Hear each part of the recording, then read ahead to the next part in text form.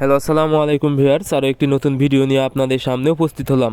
আজকের ভিডিওতে মূলত আমি আলোচনা করব আপনারা টাইগার মুরগিকে মাংস উৎপাদনের জন্য এবং ডিম উৎপাদনের জন্য কোন বয়সে কি ফিড খাওয়াবেন। আপনারা যারা টাইগার মুরগি পালন করে থাকেন, অনেক সময় ডিম উৎপাদনের জন্য পালন করে থাকেন এবং অনেক সময় কিন্তু মাংস উৎপাদনের জন্যও পালন করে থাকেন। তবে এতটুকু বুঝতে পারেন না আসলে এই মুরগিকে কোন বয়সে কি ফিড খাওয়াতে হবে।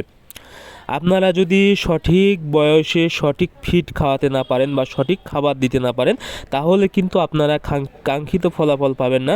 দেখা যাবে মুরগির ওজন সঠিক পরিমাণে আসবে না এবং আপনারা সঠিক বয়সে ডিম পাবেন না। সেক্ষেত্রে কিন্তু আপনাদের ডিম উৎপাদন করলে ডিম উৎপাদনের খরচটা বেশি পড়ে যাবে এবং মাংস যদি উৎপাদন করতে চান সেই ক্ষেত্রে মাংস উৎপাদনের খরচ বেশি পড়ে যাবে। এই জন্য অবশ্যই সঠিক নিয়ম জেনে সঠিক বয়সে সঠিক ফিডটা খাওয়ানোর চেষ্টা করবেন।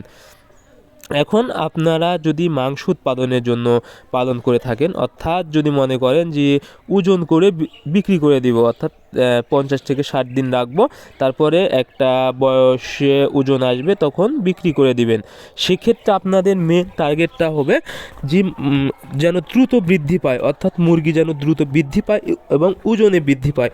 কারণ যখন মাংস উৎপাদনের জন্য আপনারা মুরগি পালন করবেন তখন যদি ওজনে বৃদ্ধি না পায় তাহলে কিন্তু আপনারা ভালো লাভবান হতে পারবেন না।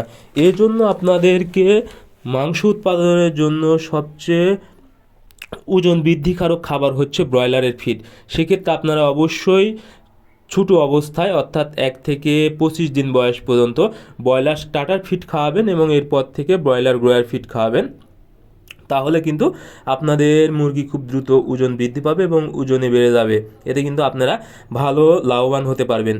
কিন্তু যদি মাংস উৎপাদনের জন্য পালন না করে যদি ডিম উৎপাদন করার চিন্তা ভাবনা থাকে, অর্থাৎ ডিম নেওয়ার চিন্তা ভাবনা থাকে, সেক্ষেত্রে অবশ্যই আপনাদের ব্রয়লার ফিড খাওয়ানো যাবে না। যখনই আপনারা ব্রয়লার ফিড খাওয়াবেন তখন কিন্তু চর্বি চলে আসবে। সেক্ষেত্রে আপনারা প্রথম অবস্থায় অর্থাৎ 1 থেকে 25 দিন ছোটো ফিডটা আপনারা ব্রয়লার স্টার্টার খাওয়াতে পারেন, এতে কোনো প্রভাব পড়বে না, বরং মুরগির বাচ্চার গ্রোথটা ভালো আসবে। এরপর থেকে আপনাদেরকে অবশ্যই লেয়ার গ্রোয়ার ফিড খাওয়াতে হবে। কোনোভাবে আপনারা সোনালি বা ব্রয়লারের ফিড দিবেন না, এতে কিন্তু চর্বি জমবে।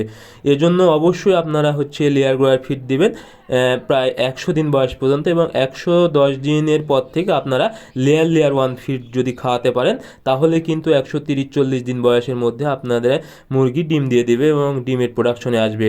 কিন্তু আপনারা যদি এর হিতের বিপরীত করেন তাহলে কিন্তু ডিমের প্রোডাকশন আসতে অনেক দেরি হয়ে যাবে।